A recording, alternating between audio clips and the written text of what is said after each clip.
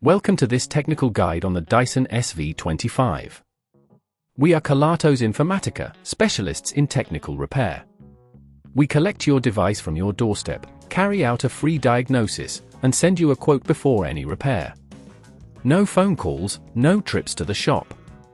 We are based at Calle Joaquín María López 26, Madrid. Convenient, transparent and professional. Link in the description. If your Dyson SV25 isn't holding a charge, it can be quite frustrating. This issue usually arises from an old or faulty battery, which can degrade over time.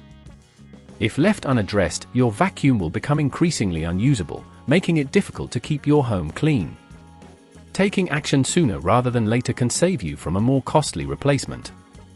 For this repair, you will need a few tools: a Torx screwdriver, a flathead screwdriver, a new battery compatible with the Dyson SV25, and a soft cloth to protect the surfaces. To begin, ensure that your vacuum is turned off and unplugged. Lay the device on a flat surface, preferably on a soft cloth to prevent scratches. Start by using the Torx screwdriver to remove the screws on the back panel of the vacuum. Keep these screws in a safe place as you will need them later. Gently pry open the back panel using a flathead screwdriver, being careful not to damage any of the clips.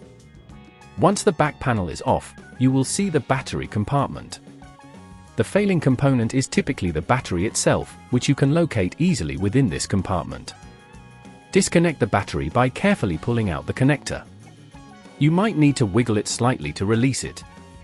After the battery is disconnected, you can remove it by unscrewing it from its housing using the Torx screwdriver. Make sure to apply a gentle but firm pressure to avoid stripping the screws. Once removed, take your new battery and place it in the same position as the old one, ensuring it fits snugly. Reconnect the battery by pushing the connector firmly back into place. Before putting the back panel on, double-check that all connections are secure and that no wires are pinched or damaged. If at this point you feel it's getting too tricky, remember that at Kelatos we collect your device from your door and return it fully repaired. Now, carefully position the back panel back onto the vacuum, ensuring all clips are aligned.